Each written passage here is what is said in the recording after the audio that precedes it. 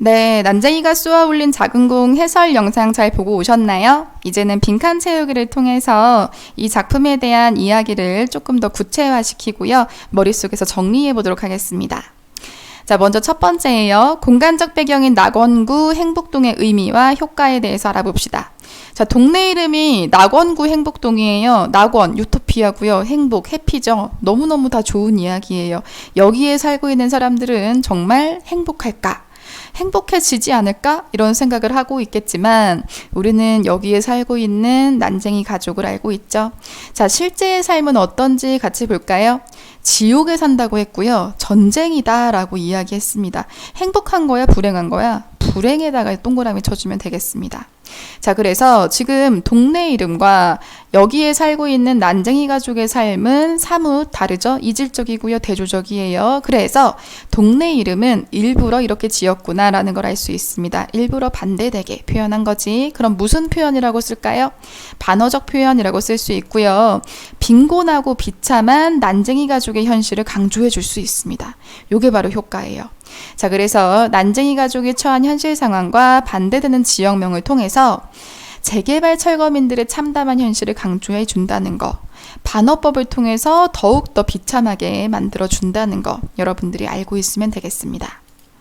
자, 두 번째입니다. 등장인물의 성격이에요. 아버지 먼저 볼까요? 자, 어떤 계층을 대표하는 인물이에요? 소외 계층 대표하는 인물입니다. 성실했습니다. 성실한 가장으로 살아왔지만 가난함에서 벗어나진 못했어요. 그리고요, 어려운 현실에 대항하지 못하고 이상세계를 갈망하게 됐습니다. 현실적으로 자신이 할 수 있는 일이 아무것도 없고 늘 지기만 하는 그런 생활을 하다 보니까 이상세계, 달나라를 꿈꾸게 된 거죠. 현실의 중압감을 이기지 못하고 벽돌 공장의 굴뚝에서 추락사함으로써 소외계층이 얼마나 내몰리고 있는지를 보여주는 인물이다라고 생각해주면 되겠어요. 자, 이제 어머니 한번 볼까요? 자, 가난한 생활을 지금 인내하고 있죠. 참아내면서 가족을 위해 헌신했습니다. 그러면서 생계 유지를 위해서 굉장히 생활력 있는 그런 모습 보여주고 있어요. 절망적인 현실을 받아들이면서 그 알루미늄 표차를 떼었죠. 앞으로 살아갈 방법을 모색하는 그런 어머니의 강인한 모습 여러분들 확인할 수 있었을 겁니다. 자, 첫째 한번 볼까요? 영수라는 이름으로 나옵니다. 근데 우리 본문에서는 계속 나라는 서술자로 나와가지고 이름이 낯설 수도 있을 거예요. 그래도 알아두세요. 영수입니다. 자, 영수는요, 어떤 성격이냐면 무엇에 대해 냉정하게 판단하는 성격이었어요. 현실이 어떤지 참 잘 알고 있었죠. 냉혹한 현실, 비극적인 현실, 소외된 계층을 보살피지 않는 현실이라는 거를 잘 알고 어쩔 수 없다 라는 거를 받아들였습니다. 그러면서 법이 강자의 편에 서 있다는 현실을 간파했고요. 자신들에게 부딪혔던 부당한 이 현실에 대해서 수용할 수밖에 없다는 그런 입장을 가지고 있습니다. 자, 그리고요, 이제 영호 볼까요? 영호 둘째였죠. 영호는 좀 상남자 스타일이었어요. 성격이 급하고 쉽게 흥분했죠. 현실에 대해서 분노하면서 이 집 안 나가! 우리 집이야! 이런 식으로 하면서 저항하고 있었던 그런 모습 살펴볼 수 있습니다. 자, 그리고 셋째죠. 딸이에요. 영입니다. 자, 펜지꽃의 비유를 할 만큼 어떤 성격의 소유자예요? 순수한, 그리고 여린 마음의 소유자입니다. 자, 그리고요, 우리 작품엔 나오지 않았지만 뒷부분 줄거리에서 유추해 본다면 가족을 위해서 자신을 희생하는 그런 성격을 가지고 있다는 거 알 수 있어요. 가출해서 투기업자 집에서 입주권과 돈을 훔쳐나오는 그런 강단이 있습니다. 자, 그리고 마지막 지섭도 볼까요? 자, 지섭은 지식인층이었죠. 자, 그런데 현실의 모습에 순응하면서 살아간다면 그 있는 지식을 통해서 돈을 많이 벌 수도 있고요. 개인의 안위만을 위해서 살아간다면 승승장구할 수도 있어요. 하지만 지식인으로서 부당한 현실에 대해서 부당함을 말할 수 있는, 비판할 수 있는 지식인이다라는 거 알고 있는 게 중요합니다. 자, 현실의 부조리함에 대해서 비판 정신을 가졌죠. 그런 지식인이기 때문에 아버지와 잘 통하는 부분이 있었다는 거 확인해 주면 되겠습니다. 한 가지만 더 이야기할게요. 난쟁이가 쏘아 올린 작은 공, 우리가 가지고 있는 교과서에서는 서술자가 누구였죠? 장남인 영수가 나로 등장하면서 1인칭 주인공 시점이었죠. 그런데 이 작품은요, 단락마다 이제 한 편이 끝날 때마다 서술자가 바뀌어요. 그래서 첫 번째 편은 영수가 서술자였다가 이제 다음 화로 넘어가게 되면 영호가 또 서술자가 되고요. 그 다음에는 영희가 또 서술자가 되면서 이 자식들이 서술자로 여러 가지의 눈으로 사회를 지켜보게 됩니다. 자, 그렇게 1인칭 주인공 시점이 이제 편마다 달라진다라는 거를 확인해주면 될 것 같습니다. 자, 소재의 상징적 의미 같이 볼까요? 중요하겠죠? 난쟁이 한번 보세요. 강자에게 억압을 받습니다. 강자, 약자 이런 식으로 나눠볼 수 있다면 사회적인 약자라고 볼 수 있겠죠? 자, 그 다음에 삶의 터전을 강제로 빼앗기게 됩니다. 자, 그럼 빈민층, 도시빈민이라고 볼 수 있죠. 따라서 사회적 약자이자 경제적 약자이다. 그리고 신체적으로 따지면 장애를 가지고 있는 신체적 약자이다 라고도 볼 수 있습니다. 자, 1만 년 후의 세계도 볼게요. 자, 현 사회의 문제점이 오랫동안 뭐가 되지 않을 거라는 걸 암시해 주는 거야. 해소되지 않을 거라는 거야. 지금의 불평등은 1만 년이 지나야지만 해소되지 않을까라는 인식을 가지고 있는 책입니다. 자, 모두가 행복해지는, 모두가 평등해지는 사회는 아주 먼 미래에나 가능하다는 뜻이죠.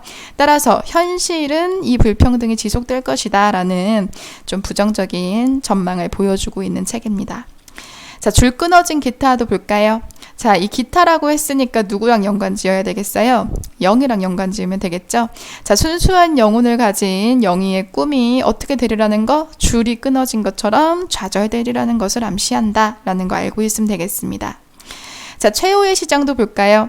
자, 시장이 우리 동네에 있는 건데 우리 동네가 재개발 지역으로 편입이 됐잖아. 그러니까 우리 집도 헐리고요. 이 시장도 당연히 헐리는 겁니다. 자, 그러니까 마지막인 거예요. 더 이상은 살아남지 못하는 최후의 시장인 거지. 등장인물들에게 닥친 극단적이고 절망적인 상황, 즉 재개발 상황, 삶의 터전에서 내몰리는 상황을 상징하는 겁니다.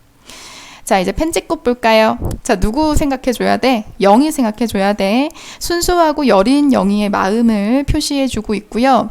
곧 사그라질 영희의 꿈이라고도 하는데 이게 어떤 식으로도 나오냐면 편지꽃이 그 영희가 투기업자 있죠. 그 검정색 승용차를 타고 가는 투기업자를 따라간다고 나오는데요. 그 장면에서 편지꽃을 까만 오수에 버립니다. 자, 순수하고 여린 영혼을 상징하는 편지꽃이 검정색의 더러운 오수에 버려진다는 그런 상징을 통해서 영희가 자기의 그런 순결을 희생한다라는 것도 보여주고요. 그리고 그 투기업자에게 돈과 입주권을 훔쳐서 달아나는 그런 것도 보여주게 됩니다. 그래서 편지꽃을 본다면 여리다는 거에 착안해서 곧 영희의 꿈이 사라지겠구나라는 것까지 얘기해주면 되겠어요.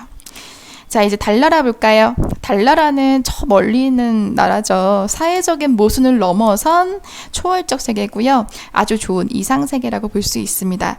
그래서 아버지가 꿈꾸는 세계라고 볼 수 있겠죠. 자, 작품에 드러난 사회문화적 상황과 작품의 의의도 보겠습니다.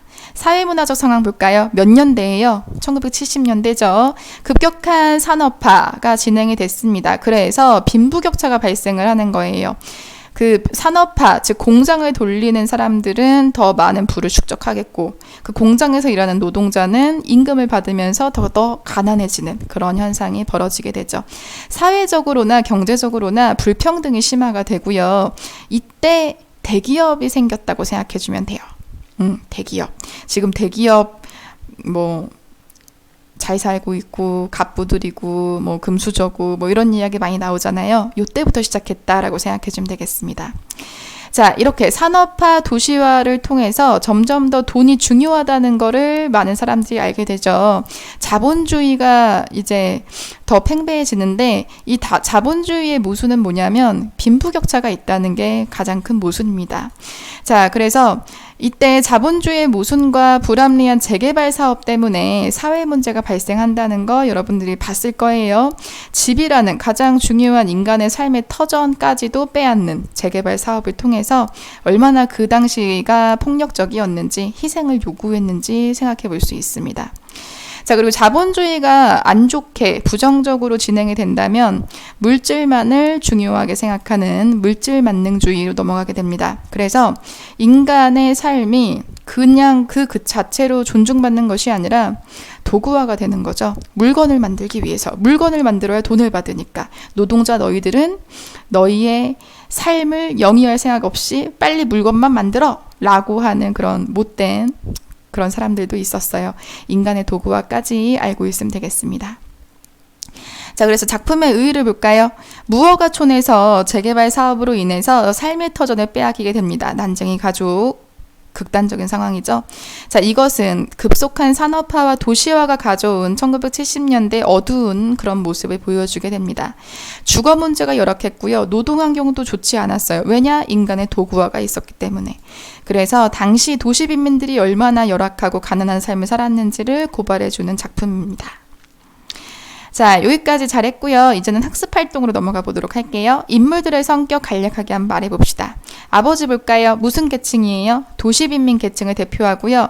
삶의 절망 끝에서 그 중압감에 못 이겨 이상세계 달나라를 갈망하게 됩니다. 종이 비행기를 보내죠. 근데 이 종이 비행기는 자신만의 희망을 담은 비행기인데 뭔가 삶에 대한 의지를 북돋아주는 그런 종이 비행기가 아니라 절망적인 상황에서 어쩔 수 없이 체념을 하며 하게 되는 극단적인 선택 이전의 상황이라고 보면 되겠습니다. 어머니 볼까요? 현실을 받아들이고 다시 살아갈 방법을 적극적으로 모색하는 생활력 있고 인내심 있는 우리네 어머니의 모습 표상해 줍니다. 자, 영호도 볼까요? 영호는 가족이 처한 상황에 분노하는 그런 역할이었죠. 현실에 대해서 반감을 드러내면서 분노하고 저항하는 그런 모습 보여줍니다. 자, 그리고요, 이 작품의 작가가 공간적 배경에 낙원구, 행복동이라는 이름을 붙인 까닭 같이 파악해 보도록 하겠습니다. 낙원구 행복동은 난쟁이 가족이 거주하고 있는 지역이죠. 그러나 이름과는 반대로 낙원이 아닙니다. 무슨 곳이라고 했어요? 지옥과도 같은 곳이다 라고 했어요. 그리고 이곳에서의 삶 역시 지겹다고 했죠. 행복과는 거리가 멉니다. 자, 따라서 낙원구 행복동은 난쟁이 가족이 처한 실제 현실과는 반대되죠. 대조되는 반어적 표현이고요. 이러한 명칭을 통해서 이런 효과가 있어요. 난쟁이 가족으로 대표되는 소외계층의 빈곤하고 비참한 삶을 강조해 줄 수 있습니다. 자, 이렇게 반어적인 표현 때문에 더 비참하게, 더 가난하게 느껴지게 되는 거죠. 자, 세 번째 볼까요?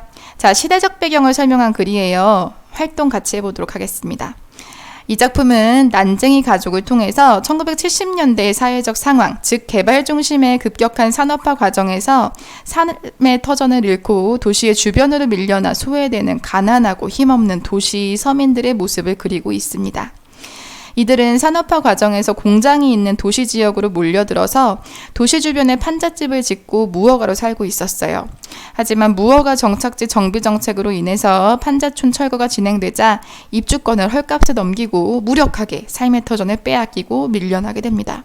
결국 살 곳을 잃어버리게 된 거지. 자, 그래서 1만 년 후의 세계가 어떤 것을 상징하는지 볼까요? 자, 우리가 기대할 만한 세계가 1만 년 후에나 그 먼 미래에나 이루어진다는 뜻입니다. 자, 그래서 가까운 미래 사회에 여러 문제점이 앞으로도 오랫동안 해소되지 못할 것이다. 그래서 기대할 것이 없다. 죽은 땅이다. 라는 것을 의미하는 거죠.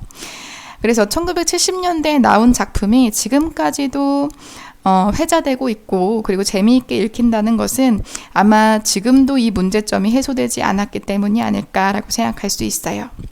자, 이제 줄 끊어진 기타도 같이 볼까요? 기타라고 했으니까 누구 생각해야 돼? 영희 생각하면 되겠지. 순수한 영혼을 지니고 있던 영희의 꿈과 희망이 어떻게 될 거라는 거, 좌절될 거라는 걸 의미합니다. 자, 그리고요, 위에 글을 참고해서 난쟁이가 상징하는 의미 한번 생각해 볼게요. 이 난쟁이는 선생님이 아까 전에는 계속 뭐 사회적 약자, 신체적 약자, 경제적 약자라고만 뭉뚱그려 설명했는데 요 부분이 훨씬 더 구체적으로 정확하게 나와 있습니다. 자, 먼저 난쟁이는 신체적으로 장애를 가진 인물이죠. 자, 그래서 경제적으로는요, 지금 소외되고 있습니다. 따라서 무기력하죠. 아무런 행동을 해봤자 가진 자에게 질 뿐이니까. 그래서 도시의 가난한 사람, 빈민이라고 생각해주면 되겠고요. 강자에게는 억압받는 사회적 약자, 이렇게 상징한다고 보면 되겠습니다. 따라서 난쟁이를 신체적으로, 경제적으로, 사회적으로 볼 수가 있는데 신체적으로는 장애를 가진 사람, 경제적으로는 도시빈민, 사회적으로는 강자에게 억압받는 약자 이런 식으로 생각해주면 되겠습니다. 자, 이렇게 해서 빈칸 채우기가 끝났어요. 여러분 모두 수고 많으셨습니다. 감사합니다.